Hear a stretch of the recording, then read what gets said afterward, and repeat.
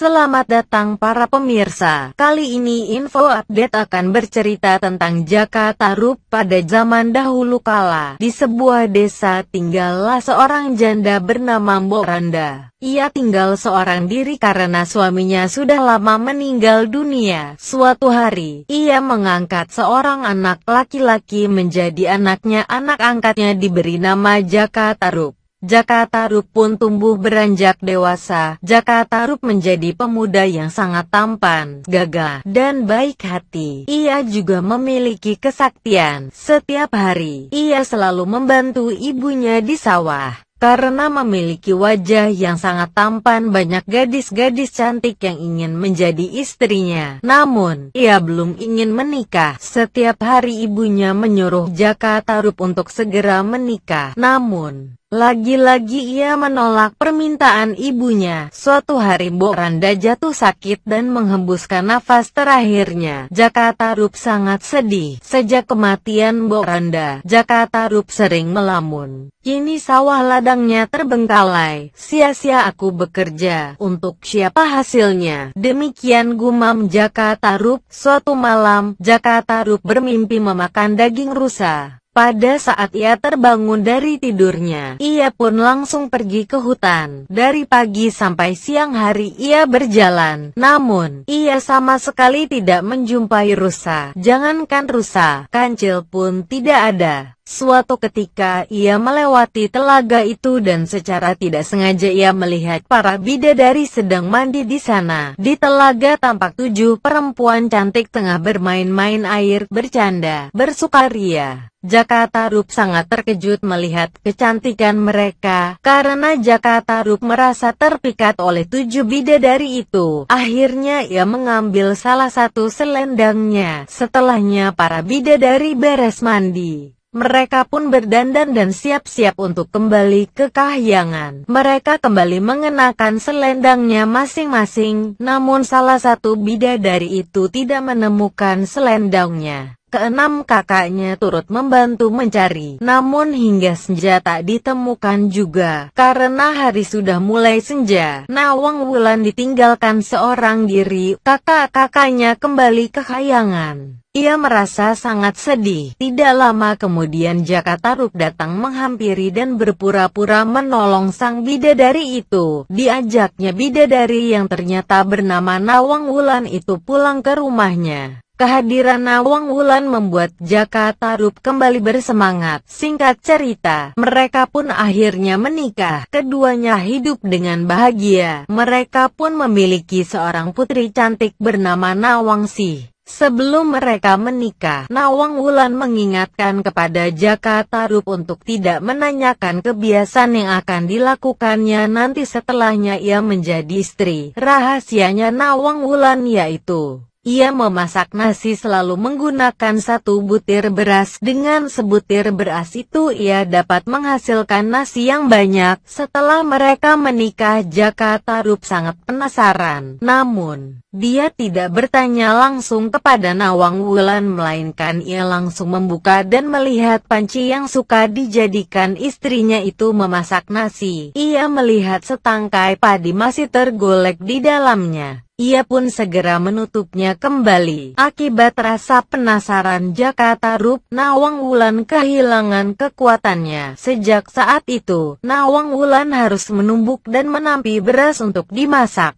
Seperti wanita umumnya, karena tumpukan padinya terus berkurang. Suatu waktu, Nawang Wulan tanpa sengaja menemukan selendang bidadarinya terselip di antara tumpukan padi. Ternyata selendang tersebut ada di lumbung gabah yang disembunyikan oleh suaminya. Nawang Wulan pun merasa sangat marah ketika suaminya lah yang mencuri selendangnya. Akhirnya, ia memutuskan untuk pergi ke kahyangan. Jaka Tarub pun meminta maaf dan memohon kepada istrinya agar tidak pergi lagi ke kahyangan. Namun Nawang Wulan sudah bulat tekadnya. Hingga akhirnya ia pergi ke kahyangan. Namun ia tetap sesekali turun ke bumi untuk menyusui bayinya. Namun, dengan satu syarat, Jaka Tarub tidak boleh bersama Nawangsi ketika Nawang Wulan menemuinya. Biarkan ia seorang diri berdiri di dekat telaga. Jaka Tarub menahan kesedihannya dengan sangat. Ia ingin terlihat tegar. Setelah Jaka Tarub menyatakan kesanggupannya untuk tidak bertemu lagi dengan Nawang Wulan, sang bidadari pun terbang meninggalkan dirinya dan Nawangsi. Jaka Tarub hanya sanggup menatap kepergian Nawang Wulan sambil mendekap Nawangsi. Sungguh kesalahannya tidak termaafkan. Tiada hal lain yang dapat dilakukannya saat ini selain merawat Nawangsi dengan baik. Mungkin itu saja yang bisa info update ceritakan untuk kali ini. Jangan lupa untuk melihat dan mendengarkan cerita lainnya di channel ini. Selain itu juga jangan lupa untuk like, komen, dan subscribe channel. Terima kasih.